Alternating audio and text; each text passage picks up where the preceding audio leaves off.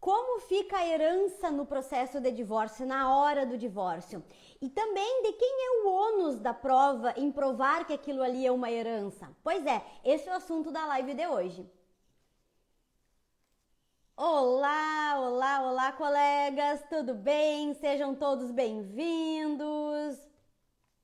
Sejam todos bem-vindos, tudo bem? Tayla, Tati, Maria... Vão chegando, que a gente vai falar hoje. Oi, Sandra, tudo bem? A gente vai falar, o tema de hoje é a herança no... Oi, tudo bem, Cássia? A herança no processo de divórcio. A herança, quando que ela partilha?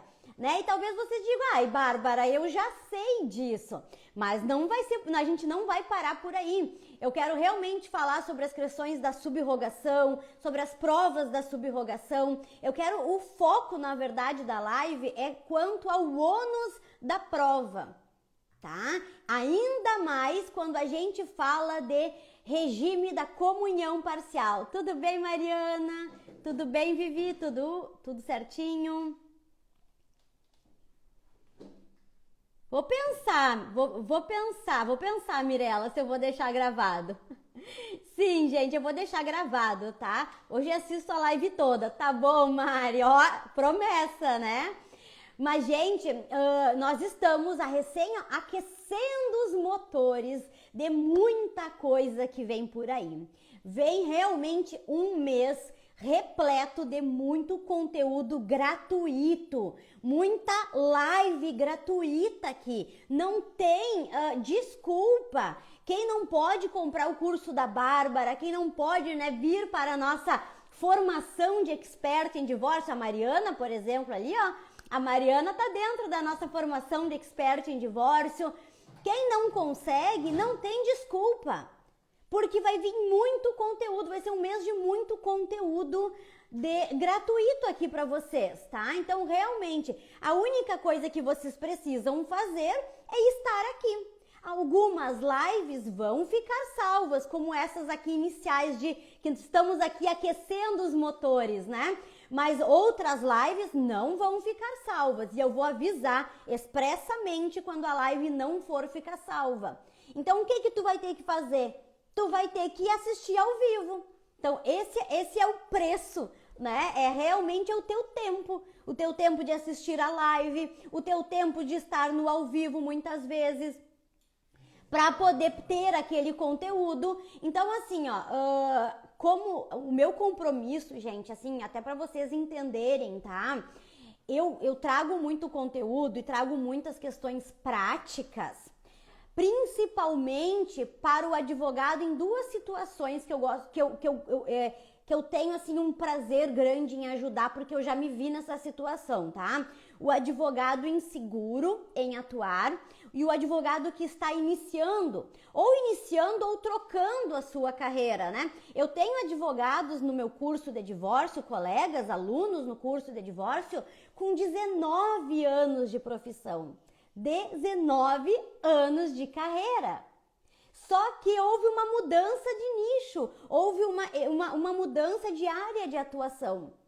Então, o conteúdo que eu trago realmente, ele é muito voltado para quem é inseguro por falta de prática, porque realmente quer atuar com o processo de divórcio. O foco é divórcio e partilha, é o que eu falo aqui, é a minha expertise, é o meu dia a dia, né, aqui com vocês. Então, tudo que eu trago, inclusive, de conteúdo é prática, é o que eu vejo no escritório, é o que eu tenho, como um caso que eu vou trazer para vocês agora, bem interessante para a gente falar sobre isso. Mas é realmente com o intuito de ajudar os colegas que estão iniciando ou que estão mudando ali a sua área de atuação propriamente e se sentem inseguros e não têm ainda esse contato com o divórcio. Porque convenhamos, né? Na faculdade... A gente não sai da faculdade pronto para advogar, isso aí a gente sabe, né? E uma outra coisa que eu falo sempre, se vocês anotem isso, olha isso que eu vou fazer aqui, inclusive depois eu quero que tu faça o corte disso, tá?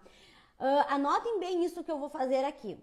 Se vocês fizerem uma petição inicial de divórcio litigioso para o cliente de vocês, somente olhando Os artigos aqui, ó, comunhão parcial de bens, olhando o 1659 e o 1660, somente olhando esses artigos, se vocês pararem para fazer uma petição inicial de divórcio litigioso, apenas olhando o 1659 e o 1660, vocês vão deixar muitos direitos do cliente na mesa, com toda certeza. Porque o direito de família, o divórcio propriamente, o que partilha, o que não partilha é jurisprudência. Boa parte, gente, dele é entendimento. Pergunto para vocês, olha ali, entra na comunhão, tá? O artigo 1660 aqui, ó, entra na comunhão. Tá escrito ali, depois olhem, tá escrito entra na comunhão o FGTS? Tá escrito ali que entra na comunhão o dinheiro em conta? Tá escrito? Não tá escrito. Expressamente não tá escrito. Que mais? Tá escrito ali que entra a previdência privada, que as verbas trabalhistas recebidas em processo trabalhista, que não sejam acidente de trabalho, tá escrito ali no 1660 que partilha, tá escrito expressamente, FGTS adquirido na constância do casamento partilha. Outra coisa, o 1659 exclui-se da comunhão, ó, os proventos do trabalho pessoal de cada cônjuge. Será? Será? Aí vem lá o dinheiro na conta, vem lá o FGTS. E tu diz, não, os proventos do trabalho pessoal de cada cônjuge tá aqui, ó, inciso 6º do 1659. Exclui-se da comunhão. Aí tu vai lá e não pede pro teu cliente, porque tu tá fazendo, lembra? Tu tá fazendo a petição inicial com base no 1659 e 1660. Acabou de deixar dinheiro na mesa. Tá? Acabou de deixar direitos na mesa do teu cliente. Então é muito importante saber isso e é isto que eu trago. E é isto que eu vou trazer. Tudo bem, Salvador? Esteli Janes, tudo bem? Fernanda? E é isso que eu trago nas minhas lives, é isso que eu trago nos meus conteúdos, é isso que eu trago no meu curso. Que inclusive, para quem já está muito ansioso, só vou dar um spoiler aqui, em julho abrem as matrículas, tá? Em julho, a formação Expert em Divórcio, nós vamos abrir as matrículas. Bárbara, mas eu não vou ter dinheiro, não sei o que, né, para comprar, adquirir curso. Então cola aqui no perfil da Bárbara, porque por falta de conteúdo não vai ser que tu vai deixar de fazer o teu primeiro divórcio, tá? Eu te prometo, não vai ser por falta de conteúdo prático que tu vai te sentir inseguro para fazer o teu primeiro divórcio. Mas vamos lá, gente, que eu tô hoje, né? Tô ligada no 220. Antes disso, tudo bem, Fernanda? Bom dia. Vocês estão me vendo e me ouvindo bem? Que eu não perguntei, né? Saí falando e não perguntei. Fala aí pra mim, quem é que me ajuda me dizendo se está me ouvindo e me vendo bem?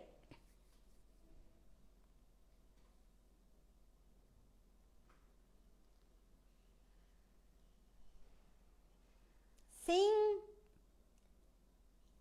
Tudo certinho então? Sim, Daniela.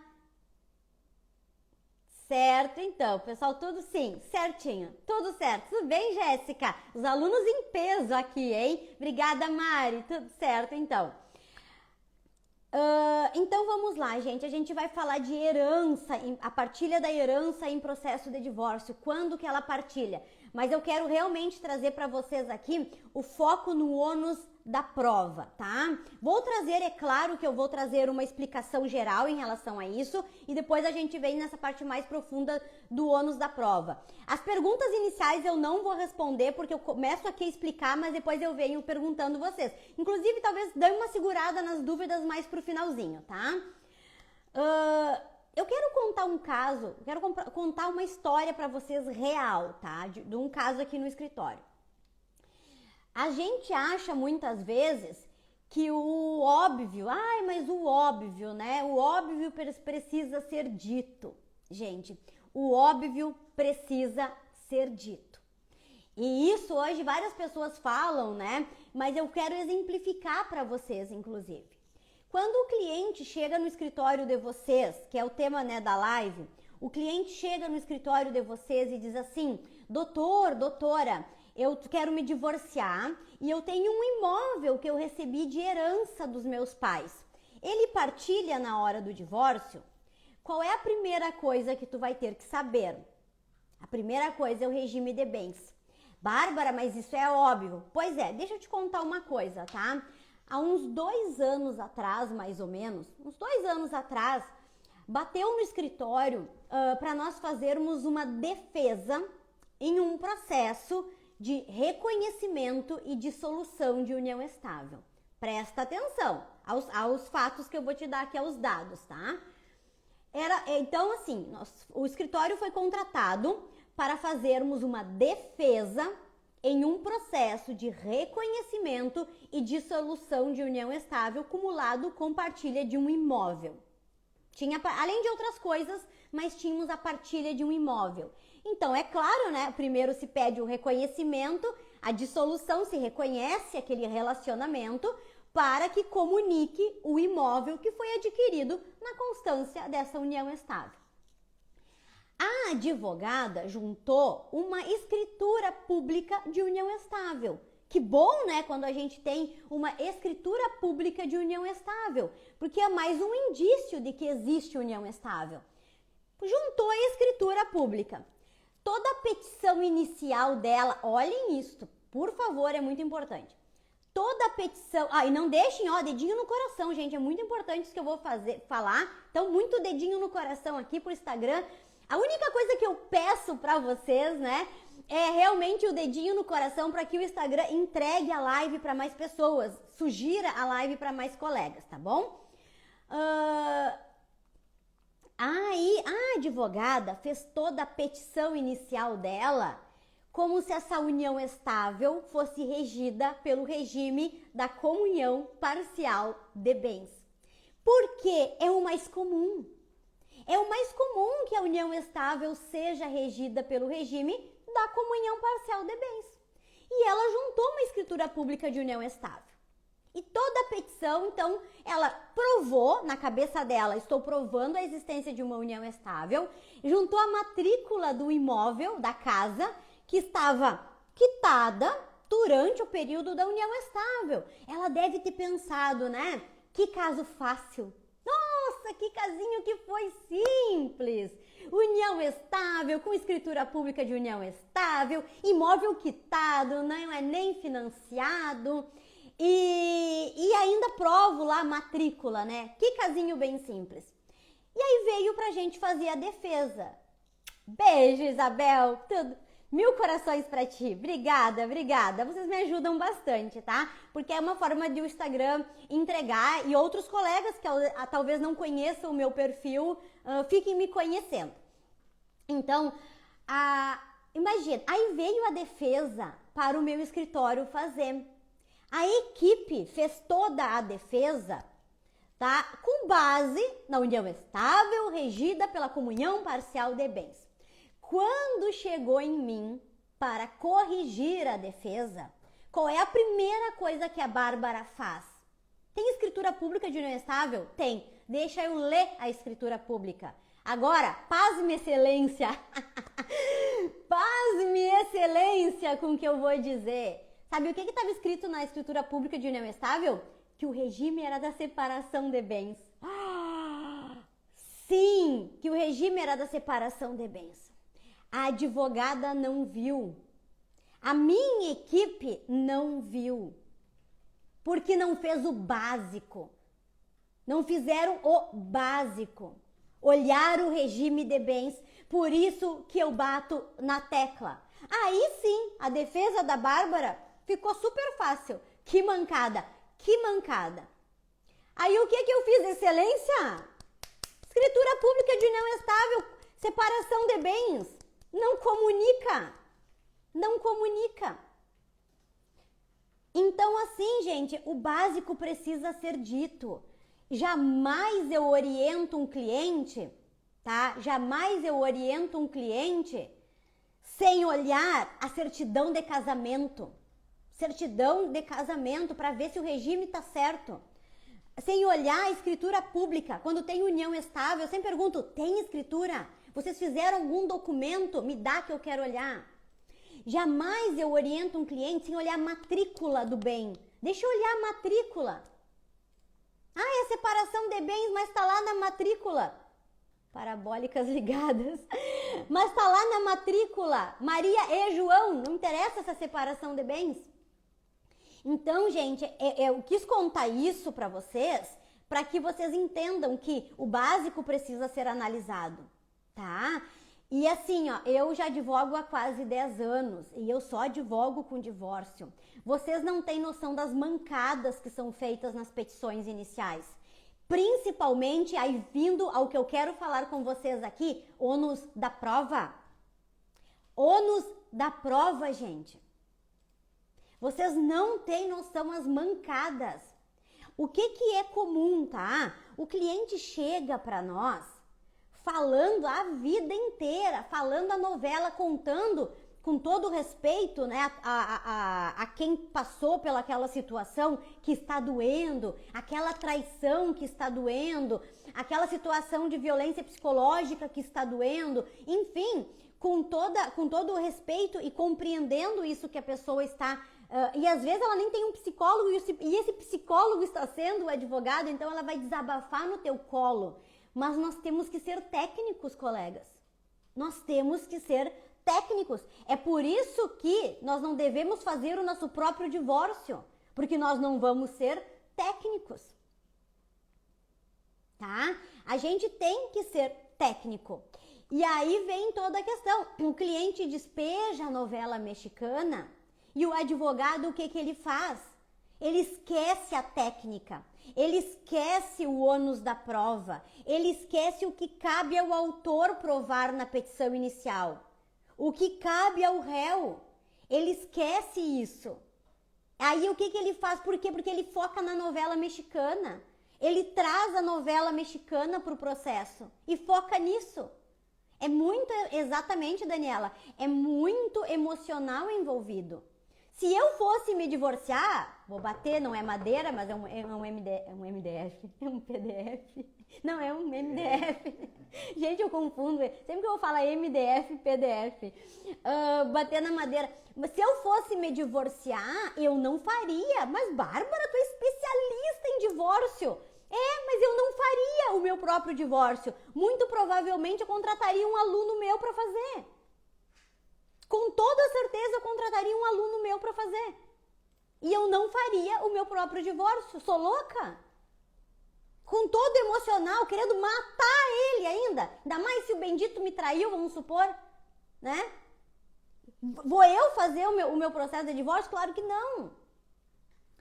Então, isso é muito importante. Tomar muito cuidado com a novela mexicana que o cliente faz e deixar de prestar atenção ao ônus da prova. Tá? Dito tudo isso, vamos lá à herança, gente. Então o cliente chegou no teu escritório e ele disse: doutor, doutora, tem uma herança, vai partilhar? Regime de bens, tá? Regime de bens. Por quê? Na comunhão parcial de bens, a herança recebida, tá? Ela é considerada bem particular. E a herança, a casa, vamos botar a casa, tá? A casa recebida como herança, ela não vai partilhar. Só que, lembra, vocês têm que estar atento ao ônus da prova, que é isso que vocês vão ter que falar com o cliente. A teoria, talvez quem está aqui, vocês sabem a teoria. Mas vocês talvez não saibam a quem cabe esta prova. Tá? E em que momento, muitas vezes, também falar sobre isso. Será que eu falo isso na inicial, se eu sou autor? Será que eu deixo para réplica? Que é isso que eu vou falar com vocês aqui, tá? Bem questão de estratégia mesmo. Então, a herança recebida durante o relacionamento, no regime da comunhão parcial de bens, não vai receber a casa recebida, não vai partilhar a casa recebida.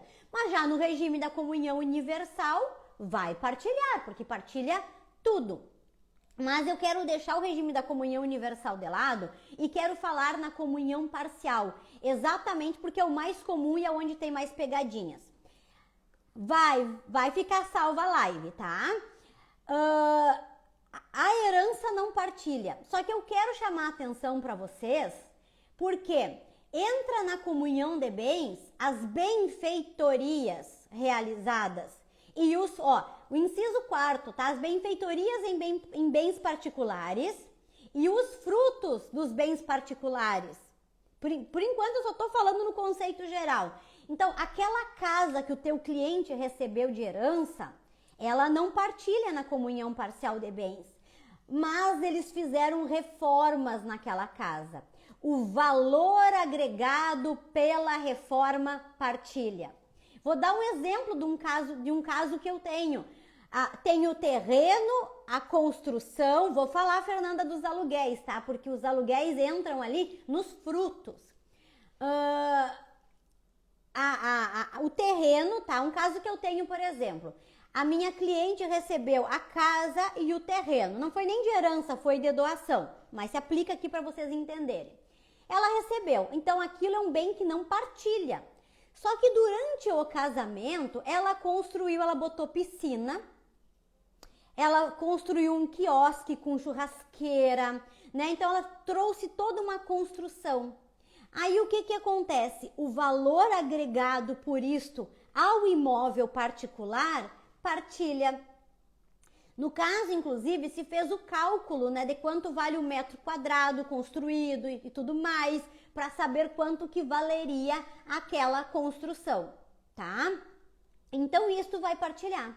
Outra coisa também, os frutos, como a colega colocou ali, né? Os frutos, os aluguéis, tá? Os aluguéis é um exemplo, por exemplo, né? Tu tem lá, tu tem um imóvel recebido de herança. Aí tu vai casar pelo regime da comunhão parcial de bens. Vocês compram um outro imóvel para morar. O cliente comprou um outro imóvel para morar. Só que aí aquele aluguel, aquele imóvel particular que ele tinha, ele colocou para alugar. Aí os aluguéis recebidos entram na partilha. Só que aí vem uma coisa que até uma aluna uma vez me perguntou, tá? Bárbara, por isso que eu quero falar de ônus da prova, gente. Quero falar de ônus da prova. A aluna me perguntou o seguinte: Bárbara, como que eu faço? Porque olha só, os aluguéis recebidos vão partilhar. Mas se esses aluguéis só vão partilhar, vocês concordam comigo? Se o cliente guardou o dinheiro, tá? Ou se o cliente pegou esses aluguéis e comprou uma outra coisa. Pegou o aluguel do bem particular e comprou um veículo. O veículo vai partilhar. Pegou o aluguel e guardou, fez investimento, o dinheiro guardado e investido vai partilhar. Mas se o dinheiro foi consumido, ele pegava o aluguel e eles viajavam. Eles iam pra Disney, passavam o Natal em Nova York, que inclusive é um sonho que eu tenho, tá? Vocês não saibam, um sonho que eu tenho é passar um Natal em Nova York. Mas eles viajavam e gastavam, iam pra Gramado e ficavam dias e dias num hotel em Gramado. Enfim, todo o dinheiro era consumido pelo casal. Então não tem o que partilhar porque foi consumido. Aí uma aluna me perguntou: Bárbara, como que eu provo que o dinheiro foi consumido? Tu não tem que fazer essa prova.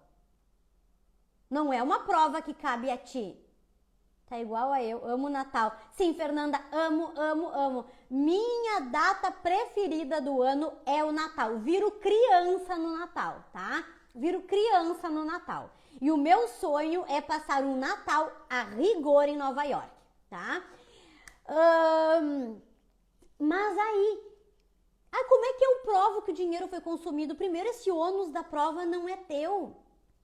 Porque se tu está dizendo que existem bens a ser partilhado, cabe a ti provar a existência desses bens a ser partilhado. Ao autor cabe a prova do ônus constitutivo do seu direito. Cabe provar o seu direito.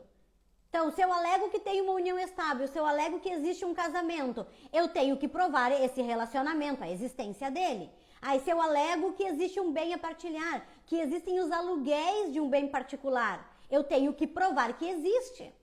Não é o réu que tem que dizer, mas meu Deus, foi consumido. Provar que foi consumido. Como é que eu vou provar que foi consumido?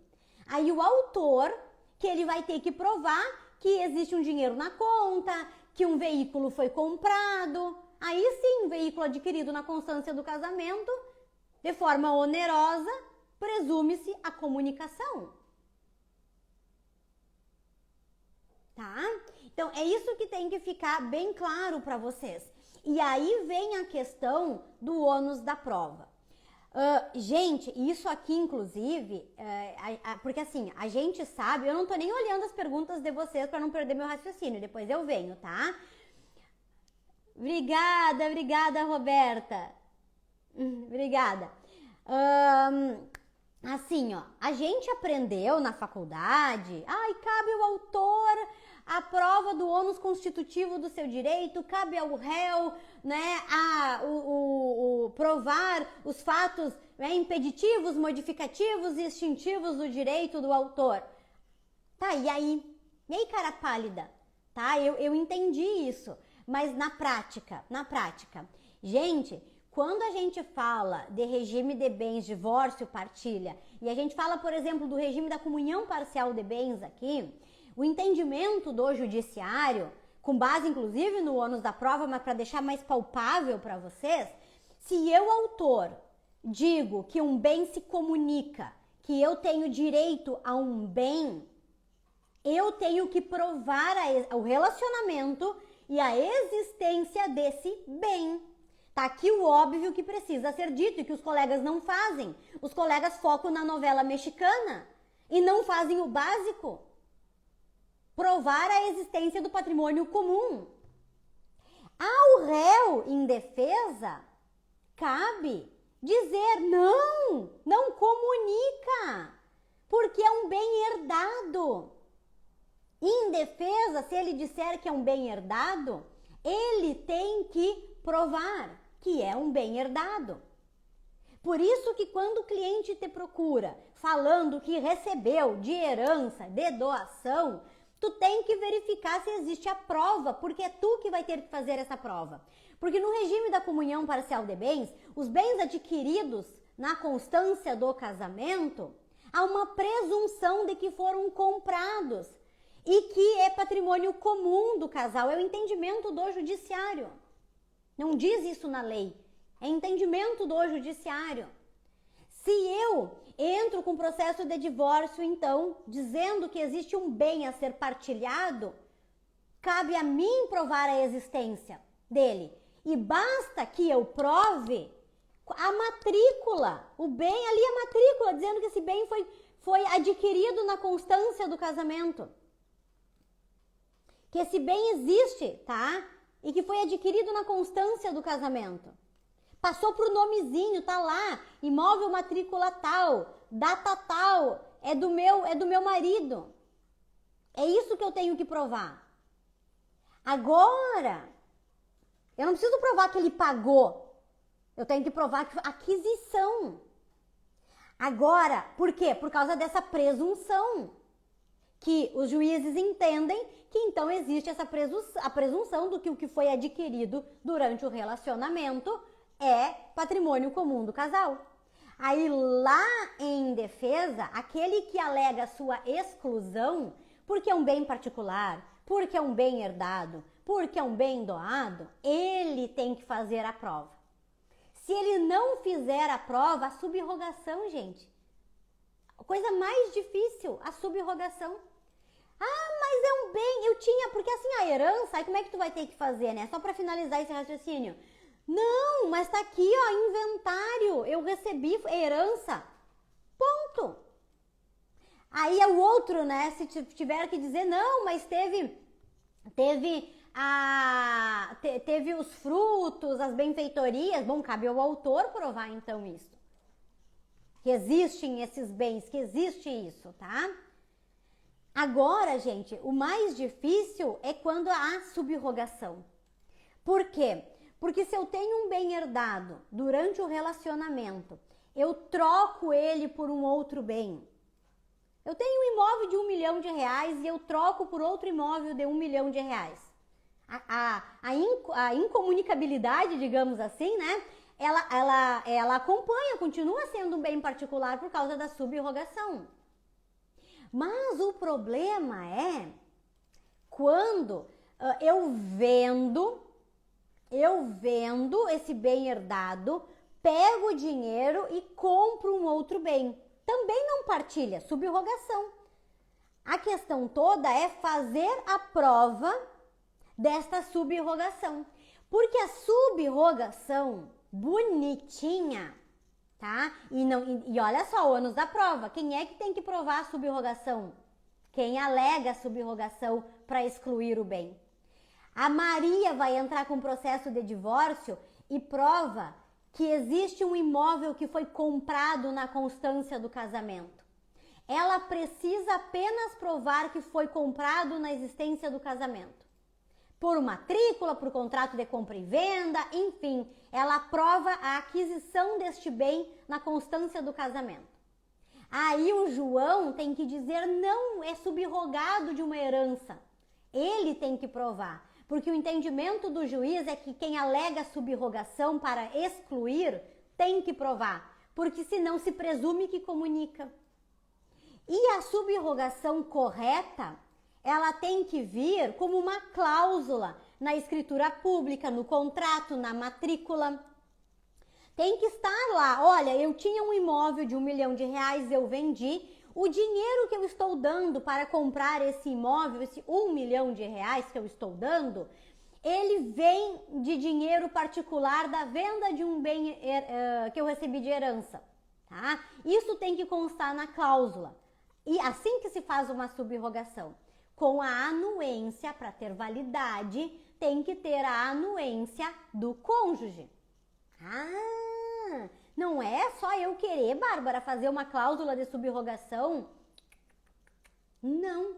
Para ter validade, o cônjuge tem que assinar como anuindo a validade daquela subrogação. Tá?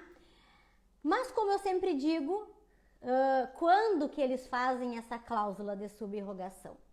Quando que eles fazem? Quase nunca. E aí, pelo ônus da quem alega a subrogação tem que provar. Então, se o cliente chegou no teu escritório e ele disse, eu tenho um bem herdado que eu recebi, só que eu vendi, doutor, esse bem herdado durante o casamento, comunhão parcial, e eu adquiri um outro bem. O que tu vai ter que perguntar depois de saber o regime? Provas disso. Tem provas? Tu registrou, tu fez subrogação? Deixa eu ver a matrícula. Deixa eu ver o contrato. Deixa eu ver até para ver se tem anuência do cônjuge. Ah, não tem nada disso, doutora. Tu registrou, criaturinha, no declaração de imposto de renda? 1 milhão entrando de uma venda, 1 milhão saindo para uma compra. Tu registrou isso na declaração de imposto de renda? Ai, não registrei porque eu não quero pagar imposto de renda. Ah, é? Não quis pagar, como dizia pro meu professor, não vai pagar pro fisco, vai perder pro cônjuge no divórcio. Porque se não provar a subrogação, vai partilhar. Tá? Vai partilhar. Então, é isso que tu, como advogado que vai atuar, que vai enfrentar uma situação dessas, precisa saber. Porque tu vai ter que mostrar esse lastro, esse caminho entre vender um bem X, pegou o dinheiro e comprou um outro, caso não tenha cláusula de subrogação. E quando a gente fala de dinheiro, às vezes ficou meses na conta esse dinheiro, já é quase impossível provar. A não ser que tu tenha uma conta que tu deixou esse dinheiro, só esse dinheiro quietinho. Não teve entrada e saída de outros dinheiros, não teve movimentação, não virou bagunça. Porque depois tu não sabe mais o que é particular e o que não é. O que é subrogação daquele dinheiro, o que é e o que não é. Não tem mais como saber. Se tu botou aquele dinheiro que tu recebeu de um bem, tu vendeu um bem herdado, pegou o dinheiro e botou na conta, e essa conta tu mexe ela, tu saca, tu paga outras coisas, tu já não sabe mais o que é daquele dinheiro e o que não é. E aí tu não vai conseguir provar essa subrogação. Tá? Decisões judiciais nesse sentido, inclusive. Vamos ver. Acho que eu falei tudo que eu tinha me proposto a falar. Que bonito, né? Falei tudo que eu tinha me proposto. Olha eu querendo mexer com o mouse, gente. Olha o nível da loucura da pessoa. Com o mouse tentando mexer aqui para ver os comentários de vocês. Deixa eu ver o que tem aqui.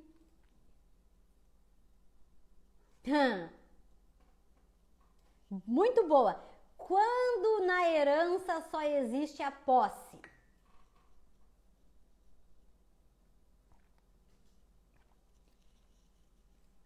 Não é assim que se recebe um bem de herança. Tu teria que formalizar, não entende que para ter a transmissão, com a morte se transmite aos herdeiros automaticamente, tá?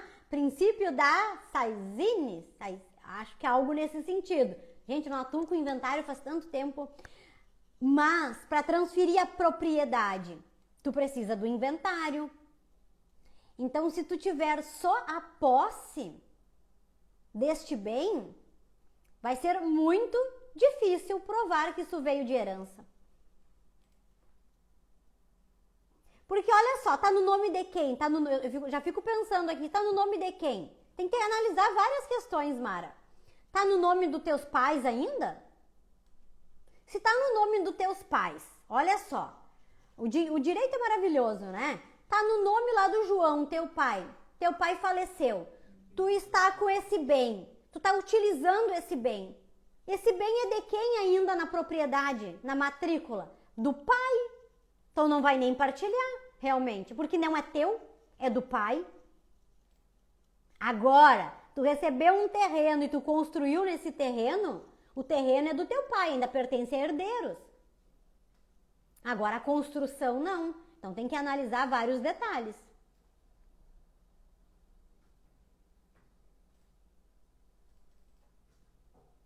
Vamos ver aqui. Vamos ver, Jéssica, se eu entendo a tua pergunta. Herança do marido e dos irmãos. Ela pode ser indenizada? Indenizada pelas construções feitas, as benfeitorias. Tá? Mas aí a gente cai no mesmo problema lá, né? Talvez ela vai ter que entrar com uma ação contra a sucessão. Imagina, para receber as benfeitorias. Uma ação contra a sucessão. Porque se a herança não foi partilhada ainda formalmente através de um inventário, ainda pertence à sucessão do falecido. Que bucha, hein?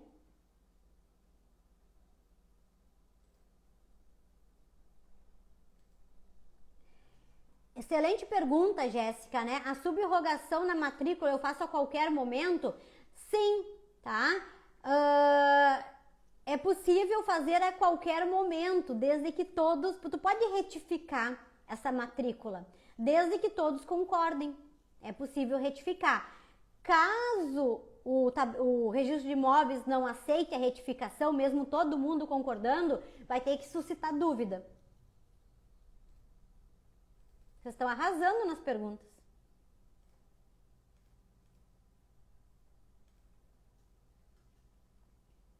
Ó, doutora, se não houve nenhuma reforma e ele é alugado, o outro tem direito à metade do aluguel?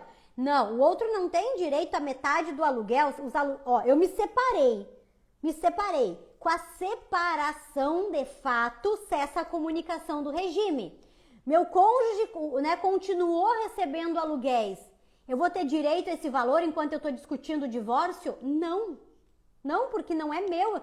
Cessou a comunicação. Mas aquilo que foi recebido durante o casamento, se ele guardou, se ele comprou algo, eu tenho direito.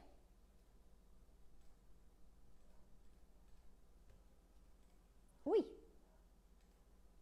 Cliquei errado aqui.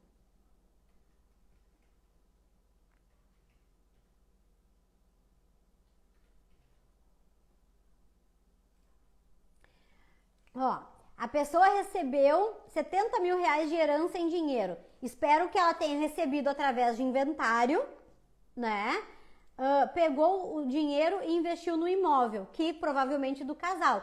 Ela provando, tá? Porque olha só, gente, deixa eu até mostrar aqui pra vocês, ó. O inciso 1659. Os bens adquiridos com valores exclusivamente pertencentes a um dos cônjuges em subrogação dos bens particulares. Então, a herança, ela é um dinheiro particular, o dinheiro recebido de herança. E aí eu utilizei para comprar, para reformar. A questão é fazer a prova. As notas fiscais, o valor na conta, tudo certinho. O recebimento da herança, o processo de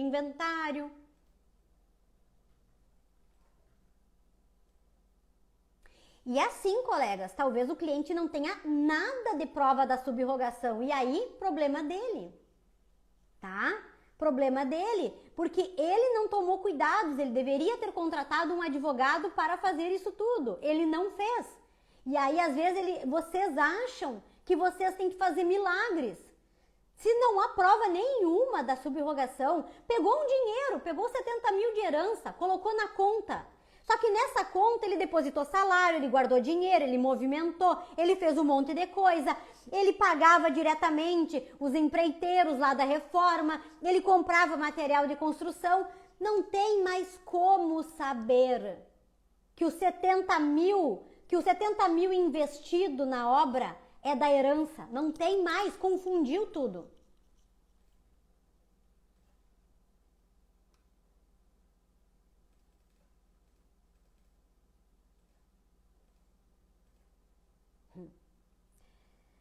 Como provar, né, a existência de um bem que não tem matrícula, só tem contrato de compra e venda? O contrato de compra e venda, tu tá provando a existência desse bem, tá? Exatamente o contrato de compra e venda.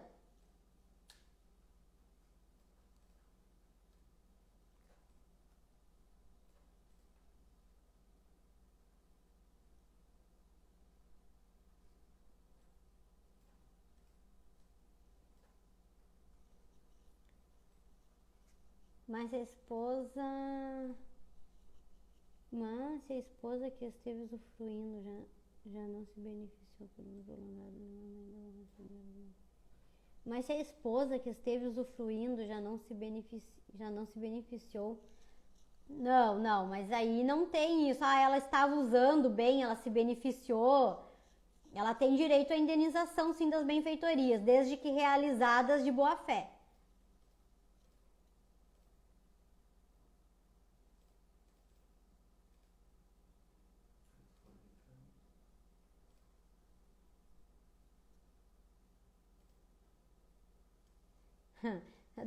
Boa essa. Clientes fazem tudo no vácuo e querem que seja um Aladim. Exatamente, Daniela. E assim, eu falo muito isso, mas uma coisa que talvez seja o óbvio, né? Mas eu vejo alunos meus sofrendo porque eles não conseguem levar para o cliente o milagre. Ai, doutora, eles me procuram, Bárbara, marcam consulta comigo, Bárbara, eu tô com um caso assim. Mas não tem, e tu vai ter que dizer pro teu cliente, não tem. Tu não fez, eu vou buscar provar através de XYZ. Mas tu não fez as provas que deveriam ter sido feitas, tu não fez o caminho. Como o meu professor dizia, né? Não queria perder pro fisco, agora vai perder pro cônjuge no divórcio. Ah, porque não quis pagar imposto. Não quis regularizar a propriedade. É o preço das escolhas mal feitas durante o casamento, de deixar bens em nome de terceiros, de não regularizar a propriedade de bens, de não fazer declaração de imposto de renda. É as consequências das escolhas mal feitas.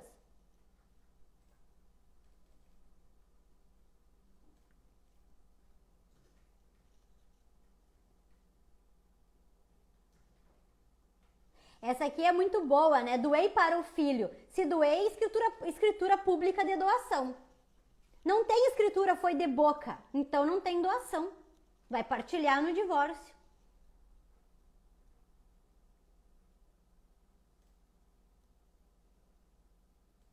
Só vai excluir um bem dizendo que ele foi doado se tiver contrato de doação.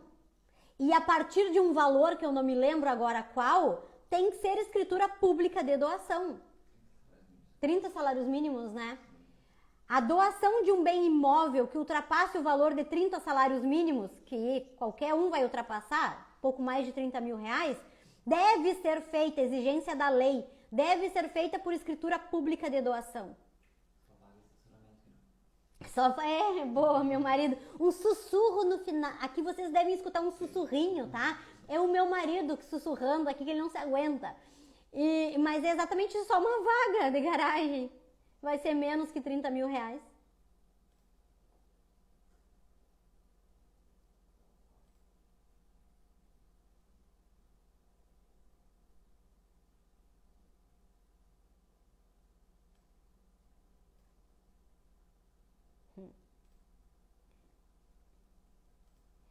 Gente, tá vindo algumas perguntas, tá? Que não tem propriamente razão com o tema em relação ao imóvel financiado. Eu não vou responder imóvel financiado, porque se eu responder uma dúvida, vai chover de perguntas sobre imóvel financiado. E vai ter uma live aula, na verdade, só sobre imóvel financiado. Porque se eu começar a falar de imóvel financiado, vocês não param mais. Não é à toa que vai ter uma aula de mais de 1 hora sobre imóvel financiado no YouTube, tá? Eu vou depois trazer isso para vocês, fiquem atentos. Vocês nunca mais vão ter dúvidas sobre imóvel financiado. Tá, acho que não tem mais nenhuma dúvida. Gente, hoje à noite eu tenho uma live que eu sou convidada, tá? Da doutora Luciana. A doutora Luciana, ela é assistente técnica, psicóloga, e eu vou estar nessa live falando sobre divórcio. O foco vai ser muito mais convivência, guarda, essas questões. Então venham, tragam as dúvidas de vocês em relação a essas questões de guarda e convivência, tá? Hoje vai ser através desse meu perfil, mas a live vai ser no perfil da doutora Luciana. Mas vocês são notificados por me seguirem, tá? Se vocês seguem aqui, vocês são notificados e a gente vai estar falando sobre essas questões de guarda, convívio. Então venham pra live, é bem bacana, até para vocês entenderem o que é assistente técnico no processo. Tá? Gente, a minha barriga tá roncando, caso vocês escutem, tá? O que é assistente técnico e como que o assistente técnico nos ajuda, nós advogados, no processo de divórcio. Hoje, todo cliente que tem condições de contratar o assistente técnico, nos meus casos, a gente contrata, sempre que envolve disputa de guarda, convívio e alienação parental. Então é um tema bem importante, é um diferencial, inclusive, para te ter esse conhecimento e, inclusive, passar para o teu cliente. Porque eu já tive muitos casos em que eu achei que o cliente não ia ter condições, né, de pagar o assistente técnico, mas mesmo assim eu dei a opção, porque cabe ao cliente, né, dizer se pode ou não pode pagar o assistente técnico. E o cliente, por entender a importância, ele dá um jeito e ele pagou, tá? Que horas que é a live? Entra no meu Instagram, por favor. Entra no Instagram da Lu, se tu acha mais fácil. Já vou dizer a hora da live, gente, que eu acho que é às 19. Mas é bem importante, tá? É bem importante esse conhecimento. Isso é um diferencial para nós.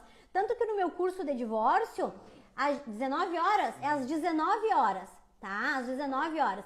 Tanto que no meu curso de divórcio, a doutora Luciana, ela tem uma aula dela falando sobre assistente técnico, porque muitos colegas não sabem que podem ter esse profissional ajudando. E isso é decisivo para o êxito de um processo, tá? Gente, era isso. Vamos almoçar, né? Fiquem com Deus. Espero vocês hoje às 19 horas, tá? Beijo, beijo, beijo, beijo.